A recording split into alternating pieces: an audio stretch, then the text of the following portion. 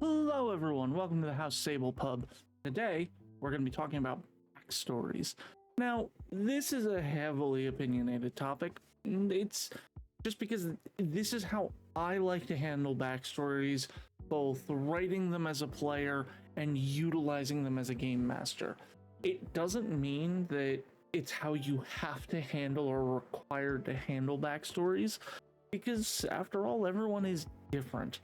You know, everyone's playing style, everyone's writing style, it's all different. So keep in mind, this isn't just something applicable to tabletop RPGs. This is like the kind of things to keep in mind for any sort of media involving character development. Now, what I'm going to do here is I'm actually going to start off with a nice short backstory read by my friend, Fangy. Take it away, Fangy. I was a knight of the realm, just and powerful. I was the captain of the Red Hawk Warband. We'd many accomplishments to our names. We'd slain a dragon, we've cleared dungeons, and we've saved many a noble. We destroyed the bandits of Nordek and returned their stolen riches to the kingdom. Oh, okay, was that take good? Can I get my... Anyway, so really take in the backstory that you were just given. I want you to imagine that you are a game master and a player handed you this backstory. What kind of campaign do you think you as a game master can use with this backstory? How can you relate this Knight of the Realm who has as many deeds as they have followers into your campaign? Depending on the preface you've given the players of the campaign, does it even fit what you're going to run? These are all questions that you as a game master and a player can use to kind of help sculpt backstories that'll suit the needs. If I told my players I was running a campaign and they handed me this, the campaign I was starting was below, I don't know, level 5 in like 5th edition or Pathfinder, I would ask them to revisit their backstory hard. Maybe even write a new one if it's, you know, less than level 3.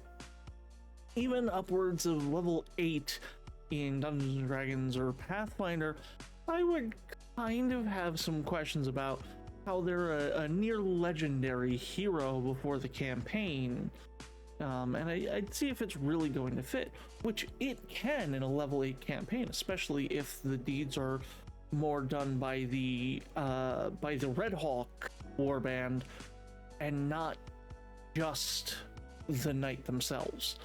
Now that said, there are a few elements that I find that make every backstory important. The first of which is always to ask the most important question.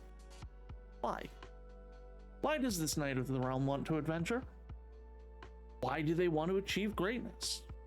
Why are they driven so far?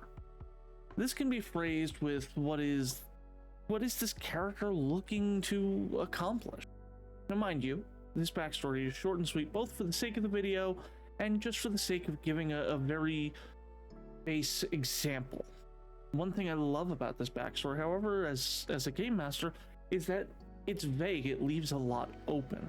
Having saved many a noble, these nobles could be corrupt, thinking the knight is able to aid them if led to believe that the cause is just, or the dragon they had slain was one that was worshipped by a cult of dragon devout, and now they want their revenge for the dragon they worshipped.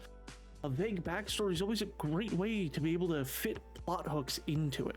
The bandits of Nordek they had slain were maybe not even bandits at all, but instead peasants rebelling to earn their rightfully worked for pay, and the corrupt noble marked them as a bandit group to enlist the knights, thus causing the knight to be almost disreputable among the people.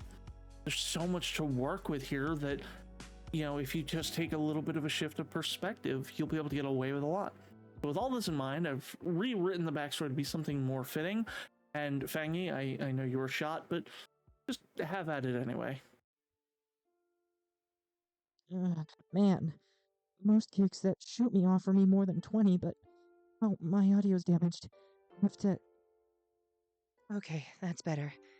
What's my next line again? I was a knight of the realm, just and powerful. I was the captain of the Red Hawk Warband. We had many accomplishments to our names. A dragon slain, dungeon cleared, and noble saved from evil. Bandits of Nordek vanquished as we returned their riches to the kingdom of Kazan. All these accomplishments to live up to my mentor's name, and to hopefully one day find the family I was taken from as a child. Surely they'll recognize me, right? Okay, can we not shoot me? So, before I talk about the rewrite, big shout out to Fangy, who, once Fangy is repaired, you'll be able to find down in the description down below. Make sure to go give Fangy some love. Anyway, obviously the backstory is still summarized in this form. However, we get a lot more detail and we have the why. Not only are they looking to live up to their mentor's name, but they want to find the family they were stolen away from as a child. For this practice, we're assuming that this character is one whose backstory makes sense in the campaign, like we're running a higher level campaign, or mayhaps the character beforehand had died, and this is the character being brought in when the party is around level 11, you know? But what about a lower level character? Can we get a good idea of a backstory for that? I just graduated from the Magic Academy of Gaia. I'm a specialist in evocation magic. I was barely able to graduate, however. I nearly failed all my classes. My teacher was able to help me in my studies, Professor Jared, the Master of Illusions. He pushed me to do my best, and even helped me study things I didn't know well. Now I'm leaving the academy, and pursuing the ultimate goal of any mage who leaves Gaia. I want to become a court mage, whose accomplishments and adventure guarantee the trust of the kingdom in my skill. So, how do we feel about this young mage who was voiced by community member Dom Zero? Doesn't really have anywhere to go follow him just yet, but once he does, I'll make sure to put something in the description down below. But how do we feel about this young mage? Well, let's look at what we discussed with the night before. They have where they're from. They note someone important to them and a reason they adventure, as well as what success would look like. There's some open-ended angle to approach in their story for plot hooks, and even something that can be used as a misunderstanding, asking, why did the Master of Illusions decide to aid an evocation student instead of the Master of Evocation themselves, or even one of many elemental specialists that might be in the academy? I would say this is a great backstory for a character in any low-level campaign, provided they're built to be some form of mage. I say low-level because at some point you should probably have active experience as an adventurer. For example, in Pathfinder, you probably shouldn't be level 10 if you haven't spent some amount of time actively adventuring.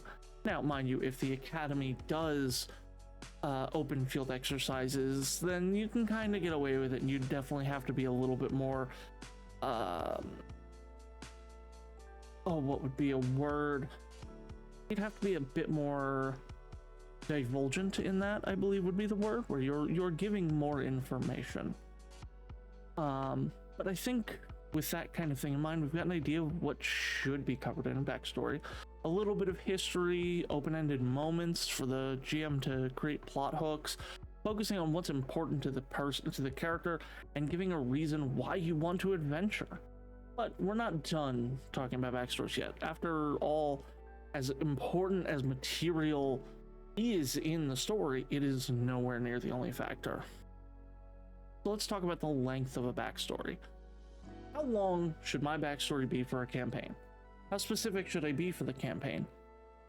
Understand that unless your game master asks you for a novel, avoid writing one. Your game master can only work with so much information from your backstory. You are one of roughly 4 or 5 people, depending on table size. I've seen tables as low as 1 person. I've seen tables as big as 10. In fact, in college, we had a group we had to split into 2 parties because there was about 13 people. Now, if each player in a 4 or 5 person game hands a multi-page or even multi-chapter backstory, which please never do, the game master is going to have their campaign borderline overrun by trying to fit everybody's backstories in, or they're going to have to ignore a lot of each player's backstory. Now, with that in mind, cut out vague parts. Nobody's life is interesting every day, and if it is, I'd be impressed by them being able to live to an age where going out on an adventure is appropriate. If there's excessive downtime in the backstory, you can easily skip it with something like, oh, for the next 10 years, or Just by listing ages, something happens. So at 10 years old, I was visited by a hag, and then when I was 14, and 14 is where the next big event happens. Is there a general rule of thumb? No? Yes? It's heavily debated. I've seen people say no more than 1 page. I've seen people say 1 or 2 paragraphs per level. I've seen 1 page per 10 levels, but these are all kind of hard to enforce or restrict properly, because if you don't give a specific formatting when it comes to like pages, then it's not exactly going to be easy to keep it to a reasonable amount. If you choose to make it, a certain amount of paragraphs, well, what's to stop people from doing run-on paragraphs? And it just kind of starts being schoolwork instead of writing a fun character story for a fun game with your friends. What I suggest is to keep your backstory reasonable. Keep in mind what level your character will be. The level of experience they should have is going to be kind of relevant to this. It doesn't make sense to have a level 15 adventurer, grizzled and ready, that's just been a farmer for the last 40 years, unless they've been farming in the demon realm, where they've been fighting for their life almost daily. Someone who just been shucking corn for 40 years isn't going to be a level 15 fighter if they're only 50. They should have some form of active experience at higher levels, and it should be on display some form in the backstory, even if only as a summary. Even if, as above with the knight example, the examples are done in small snippets, summaries of their accomplishments, just why is it important? If you feel the need to give more details, such as, oh, it was a red dragon that was tormenting the nearby kingdom of Ashar. Okay, that's fine, but we don't need the play-by-play of the battle. Now, I also really quickly want to touch on one more topic, and that is your game master, unless requested, does not need a family tree. And I say one more topic, this is one more topic for writing. If you want to provide the names for immediate family, such as parents and siblings, and if you have children or a spouse, that is fine. But your great-great-great-great-grandfather, unless they are the reason your family name is well-renowned, doesn't need to be listed. And even then, this is something you should confirm with your game master. Any parts of your backstory with lasting impact on the world at large should always be confirmed with the game master, because you might catch them off guard if your clan is one of the 10 great clans of the kingdom, and they didn't even know there were 9 other great clans of the kingdom. So that's how you would write a backstory, but what about using one? So this next part is primarily for prospective game masters, or just game masters in general who may want to pick up some tips for utilizing backstory. And my first big tip while doing a session 0, a video topic I promise is coming at some point, lay out the expectation of your players' backstories. If you want a specific length, if you want any specifics that have to be included, what the level of the campaign is, set the expectation of accomplishments and introduction. If you give an idea of what you expect, the players have a great baseline, because it allows players to know what specifics they need for their backstory. Let's say everyone is going to be attending Rhoda Academy, the Adventuring Academy. They should know that their backstory has to end there, and they have to give an idea of why they're attending, or what is going to be going on that leads to them going to Rhoda Academy. It'll be huge help for them as well as yourself. If you don't add these details in, you could end up with players who write stories for characters that don't fit your campaign expectations. A strong suggestion I give for expectation is to ask players if there's anything in their backstory that's a hard line or a hard limit, something that you as a game master are not able to touch and alter in significant ways. neither in the form of the player realizing they misread or misinterpreted or misunderstood a situation, or being able to use that part of the backstory for plot hooks. If a player says their character's mom is a hardline, he can't be harmed during the story, and you as a GM should never draw focus to the character's mother being in direct danger unless the player instigates. If the world is ending and the player says, oh no, but my mother will be in danger, yes, at that point the world is ending. But if a kingdom is being lit aflame, drop the hints that the mother may be able to evacuate or escape.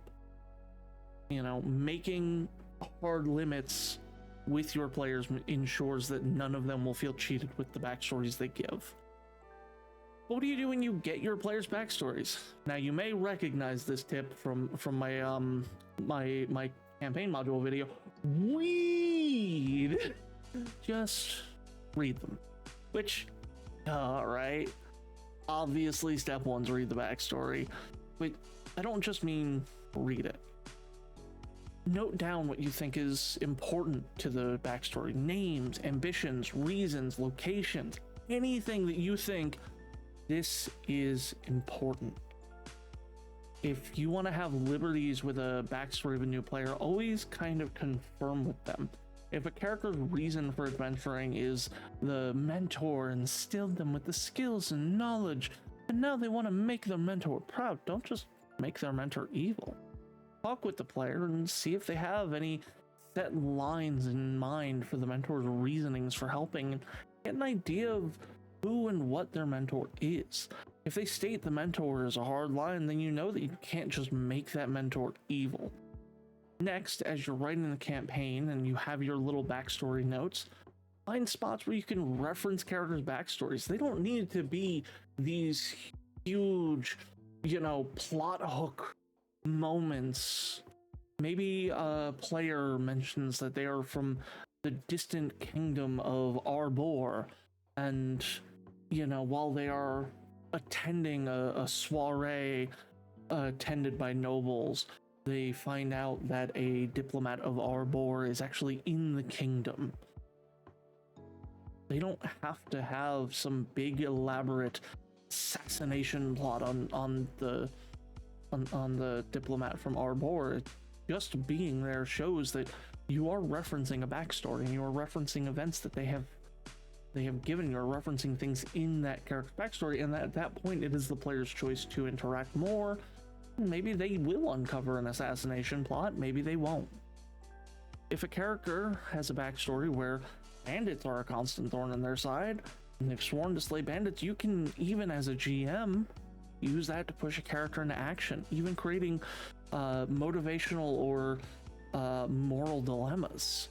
Using the bandits of Nordek from the knight's backstory as an example, if the noble just declared them bandits, but they just want to rightfully earn the pay that they deserve for the hard day's work, then the knight will have a moral dilemma when they discover that they were just peasants trying to make their money, and maybe the towns start to distrust not only them but their warband, and they have to either reclaim that trust or distance from the warband so that the warband is not tarnished in that reputation. The most important thing to do is use your players' backstories. I can't stress how important it is to use them. If a player's backstory never comes up, that player may not even have reasons to stay involved with the party, and thus the campaign. It puts all the agency to stick around on the player, and as someone who has had a character whose entire agency was, well, I'm here, it became a situation of, why wouldn't my character walk away? Why wouldn't my character leave? And I spoke with the game master and we had to swap out my character because there was no agency. Now, if you as a game master require a backstory and you just decide not to utilize it, you've basically decided to make them waste time. If you as a game master aren't really going to utilize backstories of players in campaign, let the players know at the start that their backstory is going to be for them, not for you. Set those expectations early. I don't know how I would handle being in a campaign where my players, backstories don't mean anything. I've played a few campaign modules, and with the modules, I try and relate characters' backstories into things as often as possible, as long as I have them, and I try to make them make sense. I'm sure that there are game masters out there who, hey, your backstory is your backstory, but I'm not going to use it. And there's, I'm not going to say there's anything wrong with that because it's not my style, but it could work for people. And all I say is set your expectations and have a conversation. That's going to be kind of the big tip I give for any kind of tabletop RPG topics.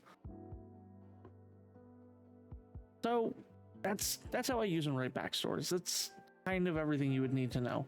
Do you agree with me? Let me know down in the comments below how you use your backstories, both as a player and as a game master. Thank you so much for watching. Like the video if you've enjoyed, and subscribe if you're new here. I'm live all but Mondays and Wednesdays, and you can join the House Sable Pub Discord down in the description below. I'll see you next time, and goodbye.